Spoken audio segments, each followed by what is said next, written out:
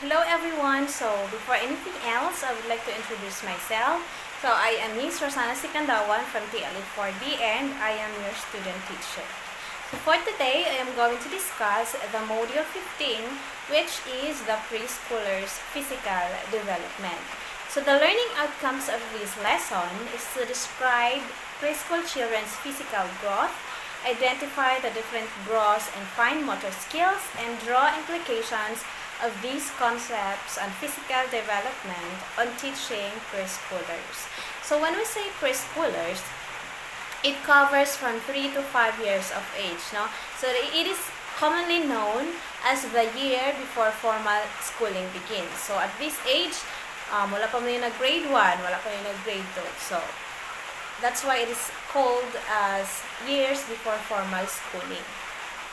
So at this age, ang mga bata active pa kaayo. They like to move always, no? So now let us discuss the significant changes. So natin mga changes ang physical growth of preschool. So physical growth increases in the preschool years. So at around 3 years of age, preschoolers move from the remaining baby-like features of the toddler toward a more slender appearance of a child. So that ilaang from head, from their neck, their arms, and their leg. So magkadagko sila of course. So toddler have their center of gravity at a high level above the chest level. So that is why nga they can't do a sudden movement without falling. So dili sila buhat of something or maka-move without or nga dili matumba because their center of gravity is about their chest level. So na dili siguro. While the preschoolers, they have their center of gravity at a lower level, right about near the belly button, that gives them more ability nga makabalance. Stable sila makabalance than the toddler. So that's the difference between the gravity, or the center of gravity of the toddler and the preschoolers. So some say that the later part of the preschooler years, at about 5 or 6, is the best time to begin learning skills that require balance. So example, riding a bike. Dali na sila mag-start of learning skills nga nag-require of balance. So at 3 years old, panang mga primary teeth are already in the place. So the permanent teeth mugawas na siya by age 6 but also developing. So the preschooler, or that's why the preschooler should also take care of their teeth, no, or have a good dental hygiene. Okay, this age kanang mga idara kusog pa kay ni mga chocolates, no, mga hinamis. So now let us define what is gross and fine motor development. So when we say gross motor development, it involves the large muscles. So naggamit na siya mga large muscles. So it is categorized into 3, which is the locomotor skills, the non-locomotor skills, and manipulative skills. So when we say locomotor skills, it involves going from one place to another. So for example, walking, running, climbing, no? So ang bata, from here, maabot yun na siya, kung magdaga na siya, maabot yun na siya sa laing lugar. Maabot yun na siya sa pikas lugar. So they transfer from one place to another. So that is locomotor skills. So how about non-locomotor skills? So of course, those where the child stays in a place. So muna siya ang mga children, ang bata, nga naradyo na siya sa kalugar. For example, turning, bending, stretching. No? So kung mag-stretching ang bata, kung mag-bend ang bata, mabot pa siya into another place? No, nara na siya sa iya ang ipunduhan. Dili na siya moabot og layo, dili na siya moabot into one place. No? For example, nagtuyok ang bata, narugin na siya sa isa ka lugar, nara na siya sa lugar nga iya ang ipunduhan. So that's the difference between locomotor skills and non-locomotor skills. Next, we have manipulative skills. So when we say manipulative skills, it involves projecting and receiving objects. Example, catching, bouncing, throwing a ball. No? So It project and receive objects. So those are the categorized gross motor development. So while gross motor development involves large muscles, fine motor development also use smaller muscles like hands, fingers, and arms. So, example, picking up things, squeezing, pounding, and opening things. So those are example of fine motor skills. So it also involves self-help skills, no? Like using the spoon and fork, nga makakaon sila. Like buttoning their dress, or zipping their pants, and combing or brushing their teeth. No? So anything na nag-involve of arms, hands, and fingers purposefully, that's a fine motor development. So that's the difference between fine and motor development. So handedness, or the preference of the use of one hand over the other, is usually established around 4 years of age. So, ana nimo makita kung unsa or kung left-handed ba ang bata or right-handed ba siya at the age of 4 years old. So, they use pencils, or magamit na sila pencils using their one hand. So, next, we have preschoolers' artistic development. So, according to Victor Lowenfeld, he came up with the stages of drawing. So, we have 3 stages. The first one is the scribbling stage. So when we say scribbling stage, this stage begins with zigzag lines. Mag-start pa na sila mga zigzag or any lines, and later on, mahimo na siyang mga circle. Magka-form na ng mga circle ang mga preschoolers. Ang una man yun masulat sa bata is line, mga lines. Then, later on, makabalo na sila mag-circle. So, mo na siya ang scribbling stage. Then, we have pre-schematic stage. So, these points, kabalo na sila ma-recognize sa ilang gidraw. So, children at this age, or this stage, tend to give the same names to their drawings several times. So, bisan pag unsaon na nimo og tudlo bisan asa, more gid gihapon ay pangalan sa bata. Like, house. Kung bisag katulog ko sa dog house, gihapon na iya pangalan. No? So, children or preschoolers are trying to learn. Dili dapat kasaban because they themselves are trying to learn. So dapat tudloan mo sila nga kani siya, mo ni siya house, mo ni siya dog, no? Para makakaton. Dili kay kasabaan nimo like kapugo ba nimo bata ka balik-balik ka ana nga lahi man sila forma. No, that's not good. No? So dapat hinahinayon sad nimo og storya. So next we have schematic stage. So children usually draw from experience and exposure. So like, example, sa gawas makikita sila og house, drawing sila og house, bisag dili magkadimao. That's normal, no? At that age, magpataka ba nag-drawing, basta kay house na siya, no? So for example, sun, okay, sky, na mag-drawing na sila based on their exposure, experience, or the things that they see around. So everyone who observes a preschooler go through these stages of drawing would surely say one thing, that the preschooler drew the same drawing maybe 100 times. So balik-balikon dyan na nilang drawing silag balay, next page na po, drawing na po silag balay, na until such time nga magka-improve na ilang drawing. So ano lang. So one wonders if the supply of scratch papers, crayons, and pens will ever be enough. Sinanay dyan ang mga bata kasagara. Na kung nanay sulat ang first page sa ilang papel, maskin line, maskin circle, they will turn to next page.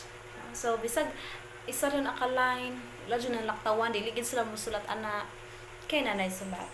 And then, if they have no more extra blank space, they turn up to write or draw anything in the wall. Okay, so mauto ang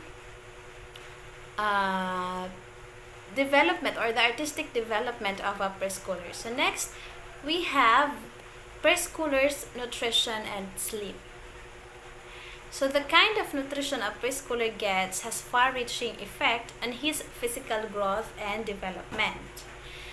So the preschooler's nutritional status is the result of what nutrients he or she actually takes in check against the nutritional requirement for his or her age. So having too much or too little both have their negative effect. So if preschoolers don't have enough food, so murag malnourished, ganiwang, no, wala nutrition, lack of nutrients. Pero kung nasubraan na sad, preschoolers are not just overweight but obese. So dapat sakto lang, no? Sakto lang ang nutrition for them. So it is important for preschoolers to get sufficient amount of rest and sleep. So of course, mas maayo nga you will involve them in any activities or any games, but not to the point na pasagdan na ninyo sila all day long playing. No? So nga without any rest, without any sleep, that's not good also. So they or the preschoolers benefit from 10 to 12 hours of sleep each day. So dapat na sila ana maka-benefit sila ana. So dili kay bisa gabi na hala dula gihapon, cellphone gihapon, no? That's not good for the health of the baby. So next, we have what preschoolers can do. So in gross motor skills, from 36 to 48 months, they can hoops 1 to 3 steps on preferred foot. They can skips with alternating feet. Makalukso-lukso na ni sila, tuyo-tuyo, and makatindog na sila with one leg nga dili ma-fall for at least 5 seconds. They can throw a ball overhead with control of direction and speed, and kicks a ball with control of speed. So in fine motor skills, from 36 to 48 months, so they can consistently turn pages of a picture or storybook on one page at a time. So they can turn pages of a picture now. For example, sa cellphone, so kabalo na sila mo swipe. Sa storybook, so kabalo na sila magpakli-pakli at this age. So they can purposely copies diagonal lines. So kabalo na sila mag-lines, kabalo na sila mag-bisect of cross, kabalo na sila mag-copies of square and triangle, and they can also cut with scissors following a line. So they know how to cut, or they can know how to use with scissors na. So at this age, so nana sila aning skills. So from 49 to 60 months, they know how to copy simple pattern of different basic shapes like triangle, rectangle, hearts, those basic shapes. So kabalo na sila mo copy. Then draws a human figure without prompts, draws a house without prompts using geometric forms and colors with strokes. So those are the fine motor skills that the preschoolers can do. Next, we have personal care and hygiene. So from 36 to 48 months, they can pour from pitcher nga dili mga usik. They can feed themselves using spoon nga walay usik, nga walay tagak. They can dress without assistance except for buttons and tying laces. So makailis na sila. Puts on sock independently. So, kabalo na sila masuot og mga medyas. No, makasanina na sila. They know how to dress na without any assistance. Okay, so from 49 to 60 months, they can feed self using fingers. So, kabalo na sila mungit using their hands without spillage. They can prepare their own food. So, ano nga maidarak, balo na sila muandam sa ilang kaugalingong pagkaon. They can dress without assistance. So, kabalo na sila musuot sa nina, kabalo na sila kabalo na sila bubotones, kabalo na sila mo liston sa ilang mga shoes. So, they can wash or cleanse themselves after a bowel movement. So, kabalo sila mo hindo after they take a bowel. They can brush their teeth pag magkaon nga wala ni musulti. So, they can wash and dry their face independently, and kabalo na sila maligo nga wala igna, or kabalo na sila maligo without having to be told. So those are the personal care and hygiene. So those are the different things that a preschoolers can do. So next, we have the role of caregivers in the growth and development of the preschoolers. So unsa man ang mga roles sa mga parents or sa caregivers sa development sa isa ka preschooler or sa mga preschooler. So for all preschoolers, engage preschool children in simple games. You have to encourage them also to play and engage in simple activities. Provide them with toys so that they know how to catch or throw. So have balancing activities. To allow opportunities to play like in a grassy or soft mat. So let them play, but you have to monitor them to avoid any injury. Dili kay bukay engage siya mga duwa-duwa pasag doon rasad nimo, no? So dapat you have to monitor and assist them also. So ensure that they get enough rest and sleep. Dili kay puro rasad tula. And model good eating habits to preschoolers. So engage or encourage to eat fruits, vegetables, and water, or mga healthy foods, no? Dili kay sige po kaon-kaon og junk foods, any sweets, mga unhealthy, no? So dapat you are a model of good eating habits to them. So next, for a 3 years old, you have to encourage development of hand-eye coordination. So you have to provide them with large buttons or old beads for them to know how to string on a shoelace. So para ma-develop nila o unsaon. Next, play ball. Show to them how to catch, to throw, to kick any different size of a ball. So show children how to hop, tiptoe, waddle, slither, and run. Encourage free expression in art projects. So for example, as like drawing, you have to avoid them asking what, kung unsa ba na ilang gidrawing. Masuko pagay ng uban kay balik-balik ang pangutana pero dili masakto ilang tubag. No, that's wrong. Avoid asking them what, because at 3 years old, wala pa na sila kabalog unsa na ilang gibuhat. Basta, they were just enjoying doing things nga ganahan nila. Ano lang. So, next, provide a variety of art experiences. So, let them play with dough, let them create collages pictures, and teach them how to mix different colors with paint. So, mana siya ang mga roles. So, mana siya mga roles sa caregivers for a 3 years old. So, next, for 4 years old, you have to encourage physical development. So, you have to play follow the leader. So, pretend to walk like a various animals. So, if you are walking like a dog, so buhaton sila nila. Awaton sila nila. So, next, set up an obstacle course indoors with challenges like crawling, climbing, balancing. So, involve them with that activities or challenges. So, encourage walking with a beanbag on the head for them to have a balance. So next, for 5 years old, body coordination and sense of balance. So by playing follow the leader, but with a twist. So with skipping bakaha, with galloping, and hopping. So teach them also how to dance and playing games. No?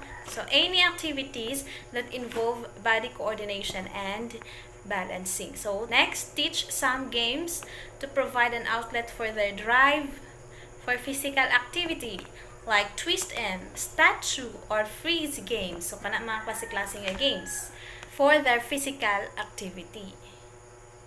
So play games that can teach right and left directions.